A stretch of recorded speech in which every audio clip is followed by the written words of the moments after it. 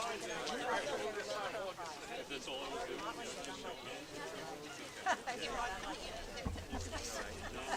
good afternoon to everyone. My name is Taffy Turchin. I'm president of Calverton Civic.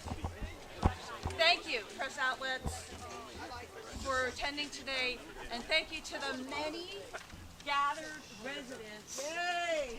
Woo! Woohoo! We're here today to share urgent concerns regarding threats to Riverhead's future.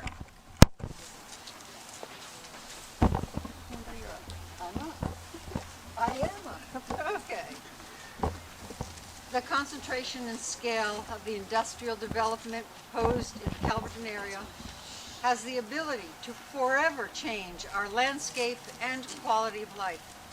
This is a critical point, not just for Calverton, but for Riverhead, but for the East End as a whole. Developers have honed in on Riverhead's zoning and planning failures and are poised to pounce.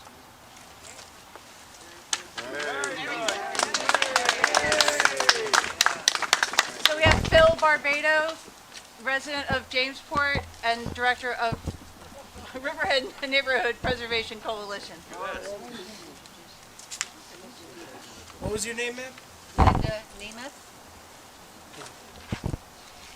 Okay, a majority of this town board has ignored residents' concerns for the past 2 years. They are working to push through controversial land use changes without comprehensive planning.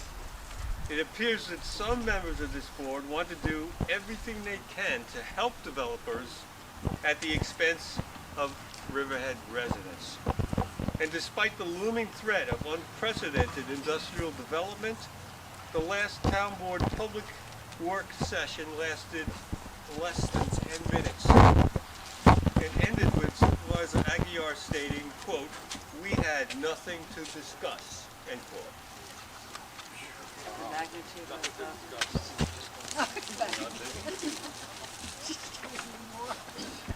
Where am I? The magnitude of the development proposed in Calverton is staggering.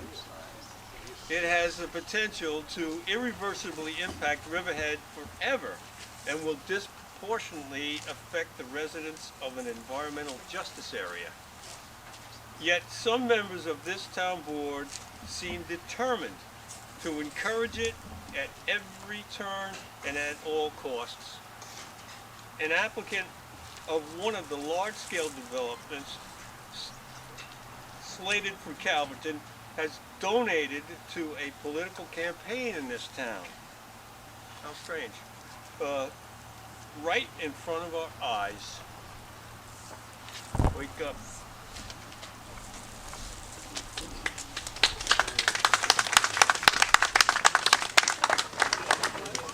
Mark Hovner.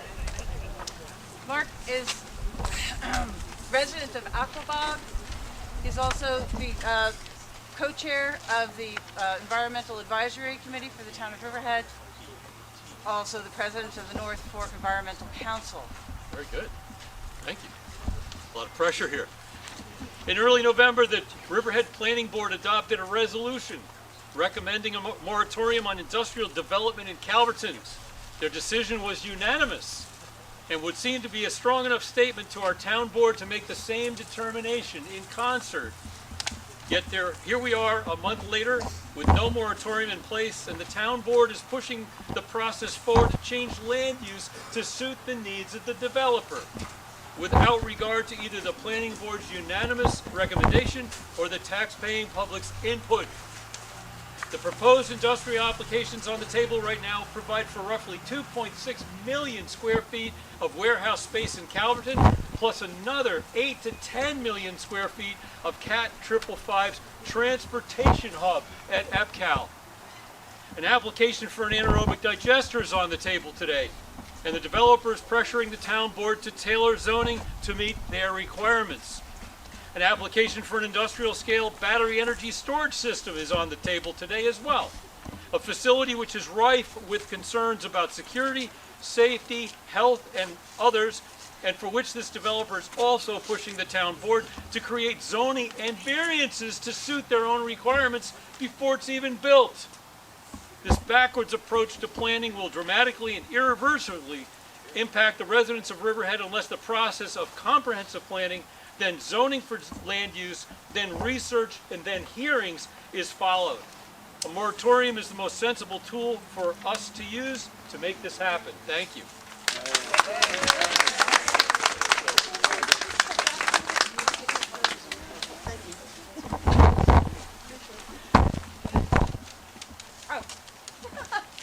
Next up is Catherine Kent. She's a resident of Baiting Hollow and a former town council person.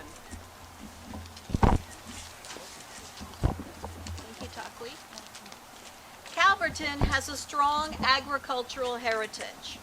That's what attracted most residents to this area. We need sound and responsible planning to save the area's last remaining farmland, open spaces, and woodlands. We should be working closely with our partners in agriculture on land use issues. Once the floodgates are open to development, it will be gone forever. Some board members have expressed concern over loss of potential tax income from developers. By looking at just potential tax income and failing to consider the cost of such industrial development, Riverhead will be stuck in a continuous loop of taking on new development to pay for the adverse effects previous development has on our town. If this model was economically sustainable, we'd be totally set after the development of Route 58. Good luck. Instead, they have pierced the tax cap. Our highway department, police department, fire protection, sewer district, and water district, to name a few, will all incur infinite expenses from the excessive consumption of the proposed industrial developments. And who will pay for it? We will. Our taxes and utility bills will go up to pay their strain on our infrastructure, yet our concerns have been repeatedly ignored.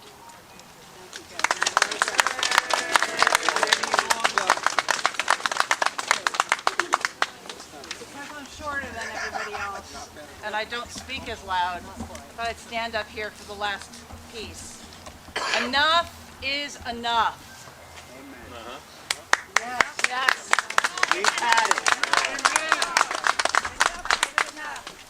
Crowds of concerned, reasonable, thoughtful people have filled the town hall for weeks, months, even years, calling for a moratorium until the comprehensive plan is completed. We are witnessing a local government with no sense of urgency and backwards priorities. On October 6th, the town board agreed to hire BFJ Consulting to finish our stalled updated comprehensive plan. Today is December 20th, and we still don't have a signed contract. We will not stand by idly and watch this town board encourage the destruction of our community. The time for a moratorium is now. Thank you.